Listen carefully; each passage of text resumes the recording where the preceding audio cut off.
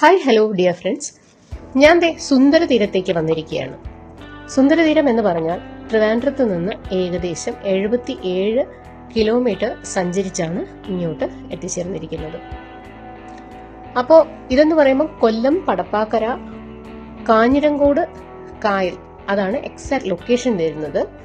അഷ്ടമുടി കായലിന്റെ ഒരു ശാഖയാണ് ഈ കാഞ്ഞിരങ്കോട് കായൽ.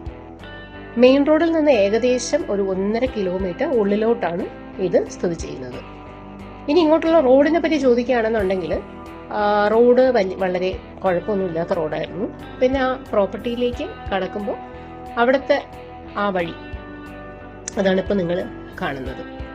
ഇനി പാർക്കിംഗ് സൗകര്യത്തിനെ പറ്റി, പാർക്കിംഗ് എന്ന് പറഞ്ഞിട്ട് പ്രത്യേകിച്ച് ഒരു പാർക്കിംഗ് സ്പേസ് അങ്ങനെ കിട്ടിയിട്ടില്ല. പക്ഷേ ഈ പ്രോപ്പർട്ടി വന്നിട്ട് ഏകദേശം 2 ഏക്കറിൽ കൂടുതലുണ്ട്. അപ്പോൾ അതുകൊണ്ട് തന്നെ പാർക്കിങ്ങിനുള്ള ഒരുപാട് സൗകര്യങ്ങളുണ്ട്. ഇനി കരയിൽ നിന്നുള്ള കാഴ്ചകളാണ്. വിശാലമായിട്ട് പരന്നു കിടക്കുന്ന കായലാണ്. നമുക്ക് തീരത്ത് എത്ര നേരം വേണമെങ്കിലും ഇരിക്കാം, അത്രയും നല്ലൊരു വൈബുണ്ട്. ഇതാ നിങ്ങൾ തന്നെ കണ്ടോളൂ.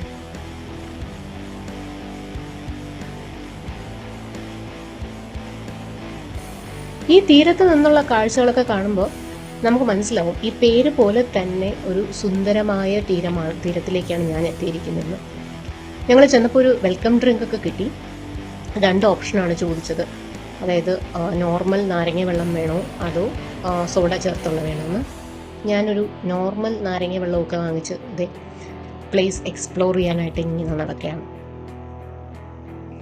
ഇപ്പം നടന്നു കാണാനാണെങ്കിൽ ഒത്തിരി ഉണ്ടെന്ന് പറയുമ്പോൾ ഒരുപാട് കാഴ്ചകളെന്നല്ല പറയുന്നത്. നമുക്ക് വെറുതെ നടക്കാനും കുറച്ച് നേരമൊക്കെ നമുക്ക് സ്പെൻഡ് ചെയ്യാൻ പറ്റിയ ഒരു സ്ഥലം. പ്രത്യേകിച്ച് ഈ സോളോ ട്രിപ്പൊക്കെ പോകുന്നവർക്ക് ഒരുപാട് ഇഷ്ടപ്പെടും.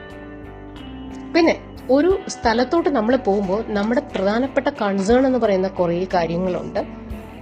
അതിനകത്ത് ഫുഡ് ഫ്രഷ് ആണോ എന്നുള്ളത്, പിന്നെ അതുപോലെ ആംബിയൻസ്, ലേക്ക് വ്യൂ ഉണ്ടോ, നൈറ്റ് സ്റ്റേക്ക് ഓക്കെ ആണോ. ഞാൻ ഇവിടെ വന്നപ്പോൾ ഒരു കരയിലൊരു ഊഞ്ഞാലുണ്ട്. ആ ഊഞ്ഞാലിലൊക്കെ കയറി 2 ആട്ടമൊക്കെ ആടി വന്നപ്പോഴാണ് നമുക്കുള്ള ആദ്യത്തെ ഫുഡും കൊണ്ട് ഒരാൾ വന്നിട്ടുണ്ട്. അപ്പോൾ ആദ്യം നമുക്ക് തന്നിരിക്കുന്നതെന്ന് പറയുമ്പോൾ കപ്പ, പിന്നെ ബീഫ് ഫ്രൈ, പിന്നെ ചമ്മന്തി. അപ്പോൾ ഇതിനകത്ത് കപ്പ എന്ന് പറഞ്ഞാൽ നല്ല ഉടഞ്ഞ് വെണ്ണ പോലത്തെ കപ്പ എന്നൊക്കെ പറയത്തില്ലേ, അതുപോലത്തെ ഒരു കപ്പ വെട്ടി മുറിച്ചിട്ട് വേവിച്ചതാണ്. പിന്നെന്താണ് ബീഫ് ഫ്രൈ. ഇതൊരു ഡീപ്പ് ഫ്രൈ ആണ്, ഡബിൾ ഫ്രൈ ആണ്. നല്ല മൊരിഞ്ഞ ബീഫ് ഫ്രൈ, മുകളിൽ പപ്പടമൊക്കെ ഇട്ടിട്ടുണ്ട്. നല്ല ടേസ്റ്റായിരുന്നു.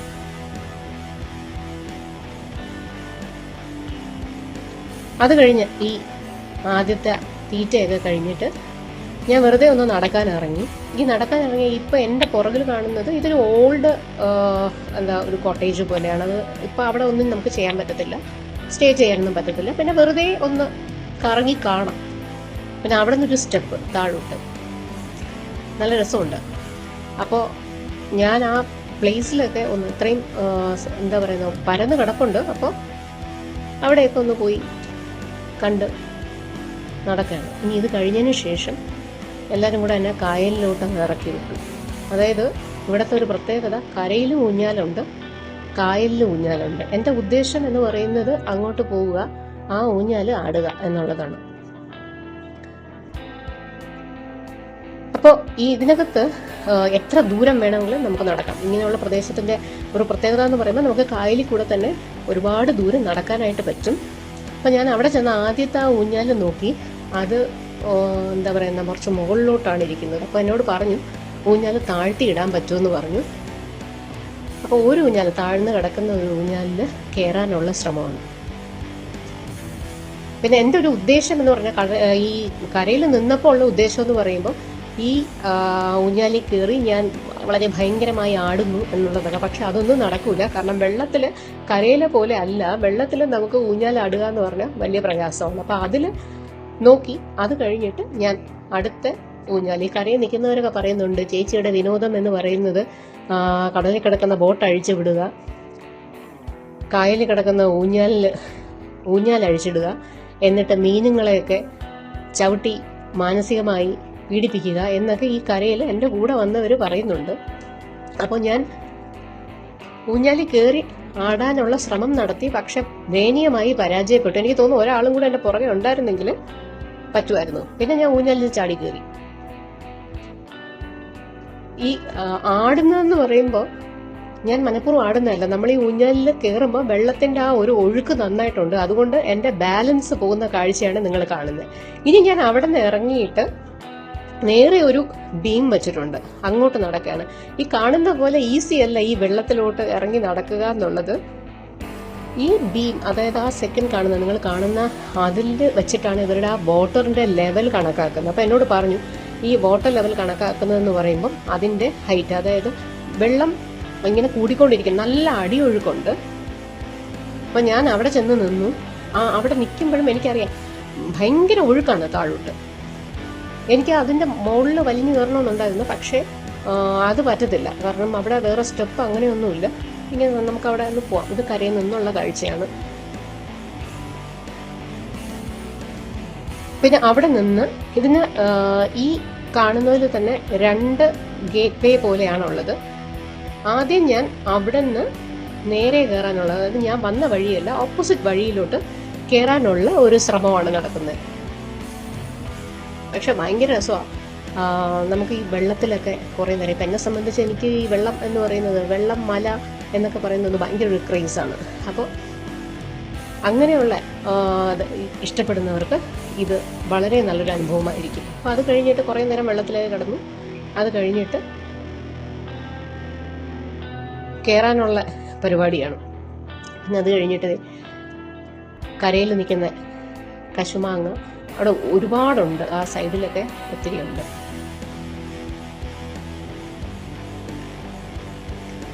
ഇനി ഇതെല്ലാം കഴിഞ്ഞ് തിരിച്ചു വന്നപ്പോൾ അതേ ജെർബിയാസ് ചേട്ടൻ്റെ പേര് ജെർബിയാസ് എന്നാണ്. അപ്പോൾ ചേട്ടൻ ഞങ്ങൾക്കുള്ള അടുത്ത ഫുഡും കൊണ്ടുവന്നു. അടുത്ത ഫുഡ് എന്ന് പറയുന്നത് ചോറുണ്ടായിരുന്നു, അവിയൽ, പിന്നെ ഒരു ചിക്കൻ കറി ഉണ്ടായിരുന്നു, ഫിഷ് ഫ്രൈ ഉണ്ടായിരുന്നു, ബീഫ് കറി ഉണ്ടായിരുന്നു, തോരൻ, പുളിശ്ശേരി, മാങ്ങ അച്ചാർ.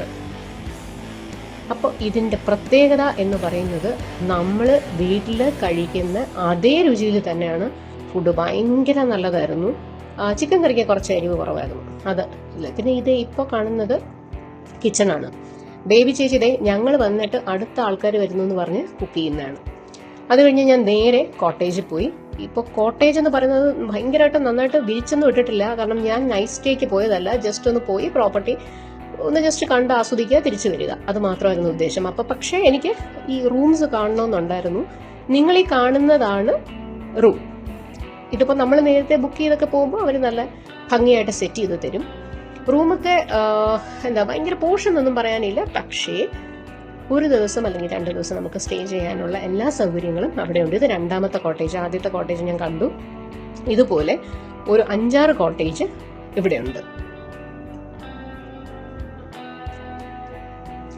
ഇനി ഇതിൻ്റെ വെളിയിലത്തെ ഭാഗം, അപ്പോൾ നമ്മൾ വന്ന ആ ഒരു സൈഡല്ല, ഇത് കോട്ടേജിൻ്റെ സൈഡാണ്. ഞാൻ അങ്ങോട്ട് ഇറങ്ങിയിരിക്കുകയാണ്. നമുക്ക് കുറേ നേരമൊക്കെ നമുക്ക് വെറുതെ നടക്കാനൊക്കെ ഇഷ്ടപ്പെടുന്ന ഒരു അറ്റ്മോസ്ഫിയറാണ് ഇവിടെ.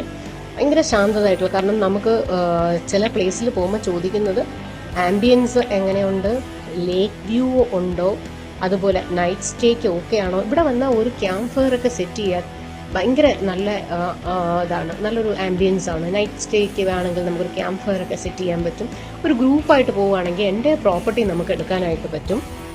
പിന്നെ ഒരു പെർഫെക്റ്റ് നാച്ചുറൽ വ്യൂ നമുക്കത് കിട്ടും. വേറെന്താ, ഒരു സൈലന്റ് ഏരിയയാണ്, വലിയ പ്രശ്നങ്ങളൊന്നുമില്ല, നല്ലൊരു സൈലന്റ് ഏരിയയാണ്, പീസ്ഫുൾ ആയിട്ടുള്ള ഒരു അറ്റ്മോസ്ഫിയർ. പിന്നെ അതുപോലെ നമ്മൾ ചോദിക്കും ഔട്ട്ഡോർ സീറ്റിംഗ് സർവീസ്, അതും ഇവിടെ ഒരുപാടുണ്ട്. അത് ഞാൻ കാണിച്ചു തരാം. അതെ ആ സൈഡിൽ കാണാൻ പറ്റും. അതുപോലെ ഒത്തിരി കെട്ടിയിട്ടിട്ടുണ്ട്. അപ്പം നമുക്ക് ഈ റൂമിനകത്ത് തന്നെ ഇരിക്കണമെന്നൊന്നുമില്ല.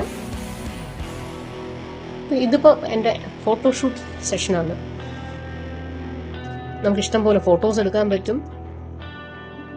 ഇത് ഈ പുറത്തെ സീറ്റിങ്ങിൻ്റെ ആ ഒരു ഭാഗമാണ് നമ്മൾ കാണുന്നത്. റൂമിൽ തന്നെ ഇരിക്കാതെ നമുക്ക് വെളിയിലൊക്കെ ഒന്ന് എക്സ്പ്ലോർ ചെയ്യാം. ഒരു ഗ്രൂപ്പായി പോകുന്നവർക്കൊക്കെ ഇവിടെ ശരിക്കും നന്നായിട്ട് ഇഷ്ടപ്പെടും. നമുക്ക് ഗ്രൂപ്പായിട്ട് തന്നെ നമുക്ക് ബുക്ക് ചെയ്യാനായിട്ട് പറ്റും.